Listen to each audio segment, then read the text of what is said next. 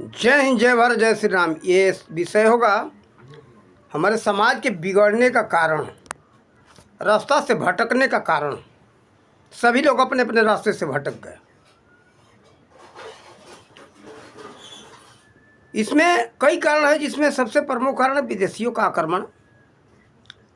विदेशी तो भटकाए ही भटकाए, लेकिन हमारे समाज के लोग जान समझ करके भी भटके।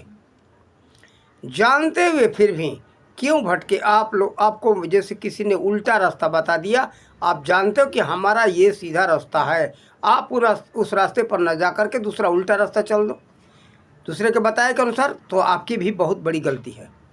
जानते हुए जानते हो कि हमारा ये मार्ग है, इस मार्ग से चलेंगे तो हम अपने गंतव्य स्थान तक पहुंच सकते। फिर दूसरा ने भटकाया तो आप जानबूझ करके क्यों भटके? और कहोगे कि दूसरे ने भटका दिया, तो उसमें सरासर गलती आपकी भी है। हम आपको भी दोषी मानते। ये मत कहो कि दूसरे अपनी गलती दूसरे के ऊपर थोप दोगे तो आप इससे बच नहीं सकते हो। देखो, विदेशियों ने तो भटकाया, लेकिन आप क्यों भटके जान समझ करके? इसमें 5 लोग हैं: कवि, लेखक, कथाकार, ब्राह्मण, साधु और शिक्षक वर्ग। ये सब लोग जानबूझ करके अपने अपने रास्ते से भटके और समाज को भटकाए। पता नहीं इन लोगों के दिमाग में क्या होगा। अरे इस रास्ते पर कौन चलता है? हम इस रास्ते पर चलेंगे तो लोग हमको हंसेंगे। आप हंसने के चक्कर में पड़ोगे। हंसना तो स्वाभाविक कार्य है लोगों का। हंसने वाले कौन से कार्य करोगे कि आपको लोग नहीं हंसेंगे?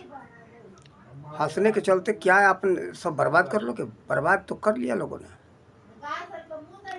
हम देखते लोग यहाँ हमारे जो फक्कड़ साधु हैं, फक्कड़ जो कहते अपने को त्यागी, बैरागी, सन्यासी, नाथ, उदासी, इनके यहाँ भी हम भटकाव देख रहे हैं।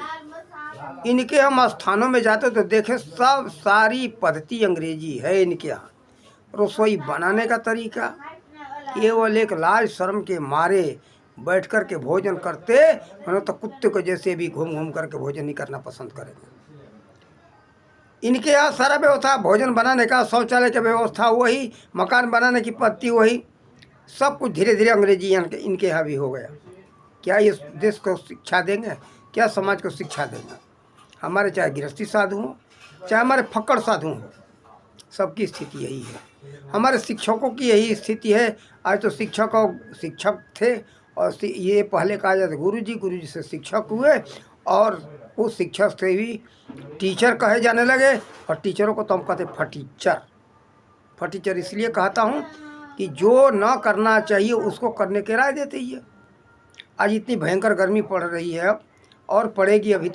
अभी तो हम गुजरात में गर्मी यहाँ शुरू हो गया है, लेकिन अभी जो पूरा अप्रैल, ये आज 2 अप्रैल है, 2 अप्रैल को हम ये वीडियो बना रहे हैं, लेकिन अभी पूरा अप्रैल पड़ा है, मई पड़ा है, जून पड़ा है, जुलाई है। ये सब जो बहुत भयंकर गर्मी होता है, इस गर्मी के मौसम में ये शिक्षक, ये फटीचर क्या कहते, टाई बांध के आना, टाई नहीं बांध के आओगे तो तुम्हारा नाम काट करके स्कूल से भगा देंगे।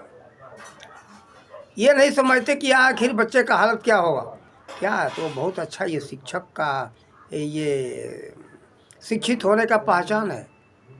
शिक्षित लोग ही ये टाई बांधते हैं। अरे मूर्ख कहीं के, तो तुम पढ़ाते क्यों हो? क्या पढ़ाते हो? टाई बांध दो, बच्चे शिक्षित हो जाएंगे। जब पहचान यही है टाई बांधना, तो टाई बांध दो बच्चों को, और अपने कह दो घर चले जाएं, शिक्षित हो गए। फिर पढ़ने का क्या जरूरत? और इतना समय और पैसा क्यों बर्बाद कराते हो? ये तुम्हारी कमी है। ये हम इसीलिए इनको फटीचर कहते हैं। टाई का क्या कार्य है इनको बेवकूफ़ों को नहीं मालूम। ये गर्म प्रदेश में टाई का क्या काम है? ये ठंडे प्रदेश का विषय है, इस पर पूरा हम खुलासा नहीं करेंगे, कई वीडियो में कर चुका हूँ। ये टाई का क्या कार्य है? ठंड से बचाने का कार्य है। मुख्य रूप से बात बताओ, इसे कहाँ बंधा जो सब लोग जानते हैं। फिर हमारे साधु समाज भी बिगड़ गए। समाज के साधु का ही अनुकरण करता है, सोचते कि हमारे से श्रेष्ठ है, ये ज्ञानी है। संतों का कदर पहले से प्राचीन काल से होता है ही, इतना तो पढ़ाएंगे।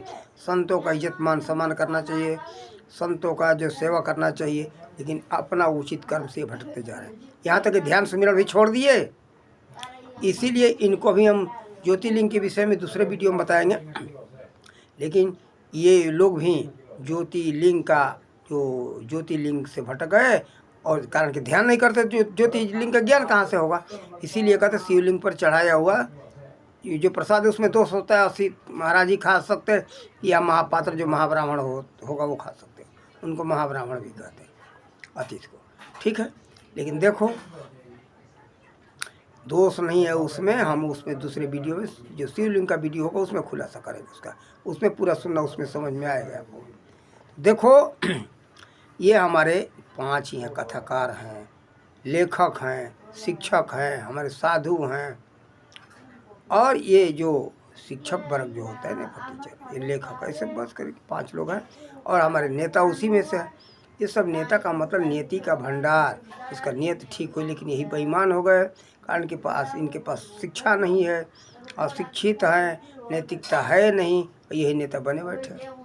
ये ऐसे 4-5 लोग हैं समाज के सुधारक हैं, इन्हें यही लोग बिगड़ गए, रास्ता से अपने भटक गए, जानबूझ करके भटके, जानते हुए फिर भी उल्टा चलने लगे। इनकी अज्ञानता ही कहेंगे, जानबूझ करके भटके क्यों, अज्ञानता के कारण जानबूझ करके अज्ञानी बन गए सब, और समाज को बर्बाद कर दिया। समाज का दिशा निर्देशन देने वाला कौन होगा। तो ये हम ये कहेंगे कि तुम लोग सुधरो, समाज तुम सबका अनुकरण करता है, तुम काम करने पर तो सबको बुरा लगे। भाई आप कहेंगे तो आप सुधरो, समाज को सुधारो, आप सबका कर्तव्य है। साधु समाज का, साधु समाज हमारा ध्यान सुमिरन करता नहीं।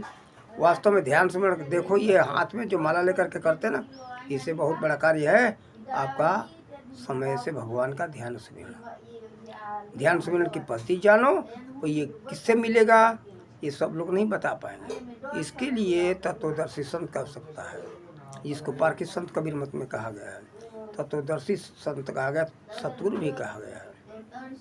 वही लोग इसका ज्ञान दे सकते हैं। उनसे ज्ञान लेकर के ध्यान सुमिरन करो, तभी ये सभी रास्ते पर आ सकते हो, और उचित का ज्ञान होगा। जैसे देखो गुरु महाराज जी के आशीर्वाद से वो ज्ञान है, तो आज हम अपने रास्ते से भटके नहीं। हमें अपने सभ्यता संस्कृति, हमारी भारतीयता हमको चाहिए। भारतीय सभ्यता संस्कृति जब रहे तो तभी हमारा भारत स्वतंत्र है। स्वतंत्र का मतलब स्वयं का हमारा तंत्र, यानी स्वयं का सारा व्यवस्था। जब हमारा सारा व्यवस्था है तब हम स्वतंत्र हैं। हमारा व्यवस्था नहीं है, हमारा कुछ नहीं है, हम तो परतंत्र हैं। नहीं दूसरे का व्यवस्था है, दूसरे के हम अधीन हैं, हम तो सब स्वतंत्र नहीं कहे जाएंगे। ये आप 5 लोग सुधर जाओ, साधु, ब्राह्मण और शिक्षक, हमारे नेता, ये सुधर जाएं, अपने रास्ते पर आ जाए तो समाज सुधर जाएगा। समाज के सुधारने वाले यही हैं, लेखक हैं, साधु हैं, ब्राह्मण हैं, और ये शिक्षक वर्ग, ये सब लोग सुधर जाएं, सही लोग अपने मार्ग पर आ जाए तो समाज सही रास्ते पर आ जाएगा, सबका कल्याण होगा। कल्याण के लिए सारी बात हम बताते रहते हैं। इन्हीं शब्दों के साथ वाणी का विराम देते हैं। जय हिंद, जय भारत, जय श्री राम।